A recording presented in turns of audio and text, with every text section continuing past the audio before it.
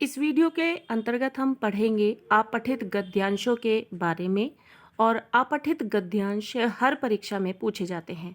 कई बार बच्चों को इसमें समस्याएं होती हैं अपठित गद्यांशों में कि आपको जो प्रश्न दिए गए हैं उससे संबंधित उत्तर आपको उन्हीं वाक्यों में ढूंढने का प्रयास करते हैं।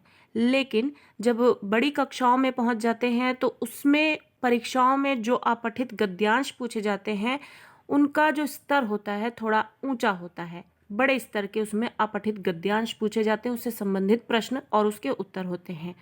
तो इसके कहने का अर्थ यह है कि बड़े स्तर के होने का कि आप प्रश्न में जो पंक्ति देख रहे हैं जरूरी नहीं है कि आप छोटी क्लास की तरह ही उसी पंक्ति को उसके उत्तर के साथ ढूंढें और वो आपको मिलेगा। इसके लिए आपको अपठित गद्यांश को ध्यान से पढ़ना होता है सबसे पहले, और उसको समझ में आना बहुत जरूरी होता है कि उसमें जो छुपा उत्तर है अगर आपको वही वाक्य देखने को ना मिले तो इसका मतलब ये नहीं कि इस अपठित गद्यांश में आपको उसका उत्तर नहीं मिल सकता है। और यही बहुत बड़ी समस्या लगती है क्योंकि जो भाषा के पेपर होते हैं वो बड़े बड़े ही लेंदी होते हैं और बच्चों को थोड़ा समय कम मिलता है। इसकी वजह से वो थोड़ा रैंडम रीड करते हैं उसको और उतना अच्छी तरीके से नहीं समझ पाते कि उसका उत्तर वो समझ सकें। तो सबसे पहले अपठित गद्यांश के लिए तो यही आपके लिए एक उत्तर मिलेगा। सबसे पहला पॉइंट यही है कि अपठित गद्यांश को आपको ध्यान से पढ़ना है, उसको समझना जरूरी है। उसके बाद आप प्रश्न और उसके उत्तर करने में आप जितना जल्दी कर सकते हैं करें, क्योंकि यही मेन पॉइंट है। आप प्रश्न पढ़ेंगे आपको तुरंत समझ में आएगा, आप तुरंत उत्तर कर पाएंगे। तो यहीं पर हम एक सीरीज शुरू करेंगे जिसके अंतर्गत कुछ अपठित गद्यांशों को पढ़ेंगे, उसके बाद अपठित काव्यांशों को पढ़ेंगे और इसको कैसे हल किया जाए वो जानने की कोशिश करेंगे। हम लोग कच्ची मिट्टी की मूर्ति के समान रहते हैं, जिसको जो रूप अच्छा लगे उसे ही अपने मन में स्वीकार करें। अब यहाँ पर जो लिखा है आप उसको सिर्फ पढ़ते नहीं चले जाएंगे, सिर्फ उसको समझना भी है। हम लोग कच्ची मिट्टी की मूर्ति के समान रहते हैं। कच्ची मूर्ति जिस तरीके से होती है उसकी समानता हमारे जीवन से की जा रही है। जिसको जो रूप अच्छा लगे उसे ही अपने मन में स्वीकार कर लेना चाहिए। ऐसे लोगों का साथ करना हमारे लिए बुरा है जो हमसे अधिक दृढ़ संकल्प के हैं, क्योंकि हमें उनकी हर बात बिना विरोध के मान लेनी पड़ती है। आम जीवन में क्या होता है कि जो बहुत दृढ़ संकल्पी होते हैं, अपने जीवन में जिन लक्ष्यों को पाना चाहते हैं उसके लिए वो डटे रहते हैं और उस पर चलते रहते हैं निरंतर। ऐसे लोग बड़ी आसानी से पसंद नहीं किए जाते हैं, जो कि आम जीवन की कहानी है। पर ऐसे लोगों का साथ करना और भी बुरा है जो हमारी ही बात को ऊपर रखते हैं, क्योंकि ऐसी दशा में ना तो हमारे ऊपर कोई दाब रहता है और ना हमारे लिए कोई सहारा रहता है। ना दाब रहता है ना सहारा रहता है। जो हमारी बातों को ऊंचा रखे हमेशा, वो भी हमारे लिए बुरे होते हैं। क्यों? क्योंकि इससे हमें हमारे अंदर होने वाली कमी जो है वो पता नहीं लगती। दोनों अवस्थाओं में जिस बात का भय रहता है उसका पता युवा पुरुषों को प्रायः कम लगता है। यदि विवेक बुद्धि से काम कर लिया जाए तो भय नहीं रहता, पर युवा पुरुष प्रायः विवेक से काम नहीं लेते हैं।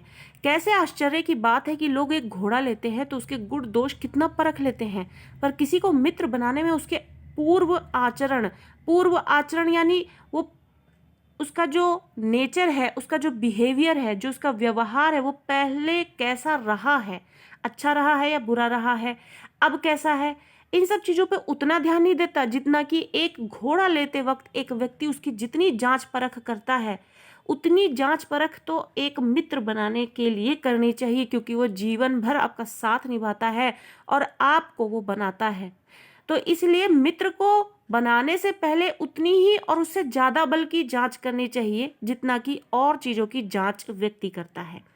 कैसे आश्चर्य की बात है कि लोग एक घोड़ा लेते और उसके गुण दोष इतना परख लेते हैं, पर किसी को मित्र बनाने में उसके पूर्व आचरण और प्रकृति आदि का कुछ भी विचार और अनुसंधान नहीं करते।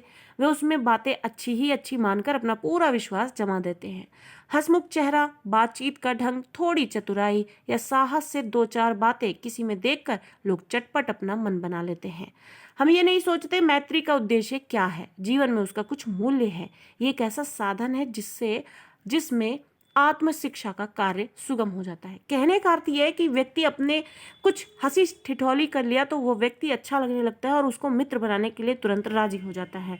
बल्कि मित्र बनाना सिर्फ इसी पर ही आधारित नहीं होता। मित्र इसलिए बनाए जाते हैं जीवन में जिससे कि वो हमारा सहारा बन सके, हमें राह दिखा सके, हम में जो कुछ भी अच्छा करने की जो क्षमता है उसको पहचानने में हमारी मदद करे, तो वो एक ऐसा साधन है जिससे आत्म शिक्षा की हम अपने आप को जाने और हम और उसे शिक्षित करने की कोशिश कर सके, जो कि ये कार्य हमारा जो घनिष्ठ मित्र होता है वो ही कर सकता है।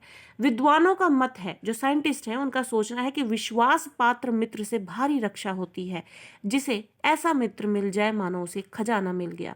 मित्र एक औषधि के समान होता है, जो किसी भी घाव पर लगे तो वो आपके घाव को हर ले और जीवन में आने वाली अन्य परेशानियों से भी आपकी रक्षा कर सके। तो इस तरीके से अभी हमने यहाँ पर ये अपठित जो गद्यांश है, इसका नाम क्या है? अपठित गद्यांश। पठित यानी पढ़ना, आ मतलब नहीं, यानी जो नहीं पढ़ा गया हो कभी, आप एकदम से पढ़ें और उसको समझें और उसके दिए गए जितने भी प्रश्न उसके उत्तर दे सकने में आप कितने सक्षम हैं, जिससे आपकी भाषा कितने अच्छे स्तर तक पहुंच चुकी है, इसको जांचने के लिए ही आपको परीक्षाओं में अपठित गद्यांश और अपठित काव्यांश दिए जाते हैं। अब यहाँ पर हमने बहुत समय लेकर इसको पढ़ा और समझ लिया। अब इसके बाद हम जब क्वेश्चन उठाएंगे और उसके आंसर करते चले जाएंगे तो यहाँ पर समय की बचत होती चली जाएगी। और अगर आप रैंडम ही इसको पढ़ लेंगे, समझेंगे भी नहीं, प्रश्न उठाएंगे, उत्तर ढूंढते फिरेंगे, इसमें आपका बहुत वक्त ज़ाया होता है, खराब होता है और आपको उत्तर भी नहीं मिल पाते, और जो मिलते हैं वो अक्सर गलत हो जाते हैं। अब हम इसके प्रश्न लेंगे और उसके उत्तर करने की कोशिश करेंगे। पहला प्रश्न है, हम लोग किसके समान होते हैं? अब यहाँ पर प्रश्न किया गया कि हम लोग किसके समान होते हैं? मिट्टी के समान, पक्की मिट्टी की मूर्ति के समान, कच्ची मिट्टी की मूर्ति के समान, कागज की तस्वीर के समान। जब हमने पैराग्राफ पढ़ना ही शुरू किया था तभी हमें इसका उत्तर यहाँ पर देखने को मिल जाता है कि हम लोग किसके समान होते हैं? कच्ची मिट्टी की मूर्ति के समान। अब आप इसमें बहुत कंफ्यूज होंगे, बच्चे इसमें एकदम से रैंडम क्वेश्चन पढ़ते हैं और आंसर पे लगा देते हैं। यहाँ पर कच्ची मिट्टी की बात हुई है, लेकिन कच्ची मिट्टी की मूर्ति की पूरी तरीके से बात हुई। कच्ची मिट्टी की मूर्ति के समान होते हैं हम लोग। अब बच्चे मिट्टी देखते हैं, मिट्टी पे आंसर टिक कर देते हैं, फिर पक्की मिट्टी देखते हैं, कागज की तस्वीर, तो जो जिसकी नज़र जिस पे ज़्यादा पड़ी वो उसने वही देखा और रैंडम ही उसे टिक कर दिया।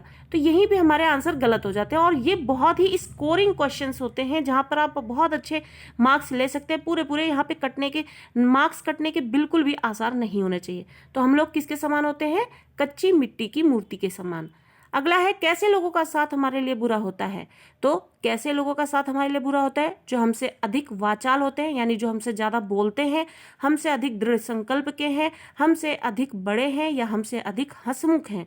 और हमने पढ़ा ही है कि हमसे अधिक जो दृढ़ संकल्पी होते हैं, पहले तो वो, दूसरे जो हमारी हर बात को ऊपर रखते हैं और उससे हमें हमारी कमियां नहीं मालूम होती। तो इस तरीके से लोग हमारे लिए बुरे होते हैं। मित्र बनाते समय हमें किस चीज़ की परख करनी चाहिए? मित्र बनाते समय किस चीज़ की हमें परख करनी चाहिए? शरीर की सुंदरता की, आचरण एवं प्रकृति की, उसके डील डॉल की, उसके माता पिता एवं शिक्षा की। तो हमने क्या पढ़ा था कि लोग घोड़ा लेते वक्त उसकी बहुत जांच परख करते हैं, लेकिन एक मित्र बनाते समय उसकी बिल्कुल भी जांच परख नहीं करते हैं। तो इससे क्या होता है कि हमें मित्र बनाते समय किस तरीके की जांच परख करनी चाहिए? आचरण एवं प्रकृति की। आचरण यानी आपका व्यवहार, आपकी प्रकृति कैसा, आपका नेचर कैसा है लोगों के लिए, और आप उनको जीवन में अपने साथ जब लेकर चलते तो आप उनके कितने प्रभावशील हैं उनके जीवन में। तो ये सारी चीजें देखना बहुत जरूरी है एक मित्र बनाने से पहले। विश्वास पात्र मित्र से क्या लाभ होते हैं? हमारी बड़ी भारी रक्षा होती है, हमारी बड़ी भारी हानि होती है, समाज में हमारी बुराई होती है, हमारा कभी भी नुकसान हो सकता है।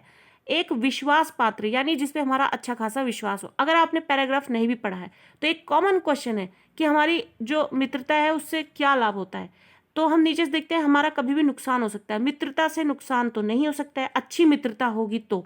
अब यहाँ पर बात हो रही है विश्वास पात्र मित्र, यानी मित्र अच्छा है इसी के लिए हमारा उस पर विश्वास है। तो जो हमारा विश्वास पात्र मित्र है उससे हमें क्या लाभ हो सकता है कि हमारा कभी नुकसान हो सकता है? बिल्कुल नहीं। तो ये भी कट गया। समाज में हमारी बुराई होगी? बिल्कुल नहीं। हमारी बड़ी भारी हानि होगी? बिल्कुल भी नहीं। हमारी बड़ी भारी रक्षा होगी? तो ये इसका उत्तर हो जाएगा। अगला प्रश्न है, विश्वास पात्र मित्र किसके समान होते हैं? मित्र जीवन की एक औषधि है, मित्र जीवन की एक बुराई है, मित्र जीवन को नष्ट कर देते हैं, मित्र जीवन में बुरे काम की सीख देता है। अब प्रश्न पढ़ेंगे, अगर यहाँ पर ये नहीं लिखा होता कि मित्र किसके समान है, तो यहाँ पर जो नेगेटिव ऑप्शंस भी दिए हैं वो भी इसके उत्तर हो सकते थे, क्योंकि कई बार मित्र बुरे मिल जाने की वजह से ये हमारे ऊपर इफेक्ट डालते हैं। लेकिन यहाँ पे बात हो रही है विश्वास पात्र मित्र किसके समान होते हैं, यानी वो मित्र जो हमारे विश्वास के काबिल है, तो वो हमारे जीवन में एक औषधि के समान है। तो इस तरीके से बड़ी आसानी से यहाँ पर आंसर आप कर पाएंगे जब आप एक बार आराम से पैसेज को पढ़ेंगे, आप पठित गद्यांश को पढ़ेंगे और उसको समझ लेंगे, तो प्रश्न भी समझ में आएगा और उसके उत्तर भी तुरंत आपको समझ में आएंगे। एक दूसरा यहाँ पर आप पठित गद्यांश लेते हैं और उसको भी पढ़ के समझने की कोशिश करते हैं। शांति कोई फिलॉसफी नहीं है, फिलॉसफी नहीं है शांति, यानी जो शांति है कि सभी ज्ञान देते हैं कि हमें हमारे जीवन में शांत रहना चाहिए, कुछ परिस्थितियों में शांत रहना चाहिए, शांति से ही जीवन में आगे हम बढ़ पाते हैं। तो ये कोई एक फिलॉसफी नहीं है, अनुभव करने की चीज है, यानी इसको आप फील कर सकते हो, फील करने के बाद आप इसे जीवन में अप्लाई कर सकते हो और इससे आपकी अफेक्ट देख सकते हो। हमने अपने जीवन में कुछ भी हासिल कर लिया हो, पर यदि शांति का अनुभव नहीं किया तो सारी सफलता अधूरी है। वैसे तो दिवाली साल में सिर्फ एक बार आती है, लोग दीपक जलाते हैं, तिजोरियां खोलते हैं, एक दूसरे को उपहार देते हैं, परस्पर अच्छा व्यवहार करते हैं, परंतु जो वास्तव में मनुष्य है उसको तो हर दिन शांति की रोशनी से प्रकाशित होता है। वह हर दिन अपने घर को, इस शरीर रूपी घर को, यानी कि ये जो हमारा शरीर है, जो व्यक्ति अपने जीवन में इस चीज को अनुभव कर चुका है, वो शरीर पर मेहनत करता है, अपने घर पर मेहनत करता है, अपने जीवन में मेहनत करता है, और वो सिर्फ दिवाली पे ही नहीं बल्कि हर दिन अपने लिए वो शांति, वो सुख महसूस करता है। इस जीवन को शांति के दियों से सजाता है ताकि उसके हृदय के अंदर उजाला हो। वह अपने हृदय के द्वारों को खोलता है ताकि उसके अंदर लक्ष्मी नहीं बल्कि जो लक्ष्मीपति परमेश्वर है, परमानंद है, वह आकर हर श्वास यानी सांस की लय में बस जाए और हमें शांति के आनंद में विभोर कर दे। कबीरदास जी ने कहा है कि चहुं दिसित दम के दामनी भीजे दास कबीर। जो दामिनी है यानी जो रात, ये चांदनी है, वो उस चांदनी से कबीरदास जो हैं वो भीज जाते हैं, भीज यानी भीग जाते हैं। चहुं दिशी यानी चारों दिशाओं में। सभी को इन शांति के दियों को जलाना सीखना आना चाहिए। इसकी एक बड़ी सुंदर विधि है। जलाओ उन दियों को और बुलाओ उस आनंद को जिसे परमानंद कहते हैं। आनंद से हृदय रूपी तिजोरी को और अपने इस मानव शरीर को सफल बनाओ, यानी कि प्रत्येक परिस्थिति में अपने आप को शांत रखना, यानी अपनी बुद्धि का प्रयोग करना हर एक व्यक्ति को आना चाहिए, जिससे कि वो अपने जीवन को सुखी बना सकता है। अब हम यहाँ पर इसके प्रश्न लेंगे और उसके एक एक करके उत्तर करेंगे, क्योंकि हमने अपठित जो गद्यांश दिया है उसको पढ़ समझ लिया है। किसके बिना जीवन की सारी सफलता अधूरी है? लक्ष्मी के बिना, क्रांति के बिना, भ्रांति के बिना, शांति के बिना। क्रांति, विरोध करना किसी भी चीज के लिए। लक्ष्मी के बिना जीवन अधूरा नहीं है। लक्ष्मी के अलावा भी जीवन में बहुत सारी चीजें हैं जो बहुत जरूरी हैं। भ्रांति यानी संशय रहना, और शांति, शांति के विषय में ये टॉपिक है, तो शांति के बिना जो है जीवन में जो सारी सफलता है वो अधूरी है। किन्हें शांति की रोशनी से हर दिन प्रकाशित होना चाहिए? लेखक को, जो वास्तव में मानव है, पाठक को, या फिर जीव जंतुओं को। अब सिर्फ पाठक अपने लिए ही तो बात नहीं करेगा, यहाँ पर ना जीव जंतुओं के लिए सिर्फ बात होगी और ना ही सिर्फ लेखक के लिए बात होगी, तो किसके लिए बात होगी? जो वास्तव में मानव हो, और मानव हर एक व्यक्ति, हर किसी में मानवता बसती है, तो शांति की रोशनी हर दिन में प्रकाशित हो हर मानव के लिए ये जरूरी है। चारों दिशाओं में कौन दमकती है? सूर्य की किरणें, चांद की चांदनी, ज्ञान की रोशनी, या फिर दीपक की लौ। तो चारों दिशाओं में, अभी हमने जब कबीरदास की एक पंक्ति पढ़ी है जहां पर हमने देखा कि वो बताते हैं कि चारों दिशाओं में ऐसी दमक है जो मेरे ऊपर बरस रही है जिससे मैं भीग गया हूं, तो वो किसकी रोशनी है? ज्ञान की रोशनी। ज्ञान की रोशनी ऐसी है कि वो कोने कोने जाती है। अगर ज्ञान फैलता है तो हर एक को मिलता है और हर कोई अपने ज्ञान से अपने जीवन को रोशन कर सकता है। मानव जीवन में हर पल दिवाली कब होगी? जब शांति के दिए जलाएंगे, जब हम सोए रहेंगे, जब हम दूसरों को उपहार देंगे, जब हम किताबें पढ़ेंगे। तो यहाँ पर आपको साफ उत्तर नजर आता है। अगर आप पैराग्राफ नहीं भी पढ़ेंगे तो आपको समझ में आ जाना चाहिए कि इसका उत्तर क्या होगा। जब शांति के दिए जलाए जाएंगे, हर तरफ ज्ञान ही ज्ञान होगा, व्यक्ति में समझ होगी, विवेक होगा। अगला है, परमानंद का कौन सा रूप सही है? परमानंद का कौन सा रूप? यहाँ पर व्याकरण से संबंधित ये एक प्रश्न है। अब जिसका अर्थ यहाँ पर हम जब समझते होंगे और तो परमानंद का कौन सा रूप सही है। तो अब आप देखेंगे कि जिस फॉर्म में यहाँ पर आपको ऑप्शन दिए गए हैं ये यानी संधि से संबंधित है, तो इसका उत्तर क्या होगा, परम जमा आनंद। तो परम जमा आनंद कौन सा ऑप्शन में है, गा ऑप्शन में है, तो यहाँ पर परमानंद इसका उत्तर होगा। अब आप कहेंगे, बहुत बच्चे कहेंगे कि हमारे सिलेबस में तो व्याकरण नहीं है, तो ज़्यादातर परीक्षाओं में जो बड़ी कक्षाओं की जो परीक्षाएं हैं उन्हीं में अपठित गद्यांश पूछे जाते हैं और काव्यांश पूछे जाते हैं, और वहां तक बच्चे को हिंदी व्याकरण के ज़्यादातर जो विषय हैं वो पढ़ा दिए गए होते हैं, और ये विषय जो हैं कभी भी व्याकरण में कहीं भी पूछे जा सकते हैं, काव्यांश में हो या फिर गद्यांश में हो, तो ये सभी को आने चाहिए और बहुत ही सरल होते हैं। थोड़ा सा अगर आपको विषय की जानकारी होगी, व्याकरण की जानकारी होगी, तो आप कर सकते हैं आसानी से। और अगर आपको व्याकरण से संबंधित किसी भी टॉपिक के विषय में बेहतरीन तरीके से जानना है तो आप हमें कमेंट कर सकते हैं उस टॉपिक के बारे में, हम जल्द से जल्द उस वीडियो को लाने की कोशिश करेंगे। धन्यवाद।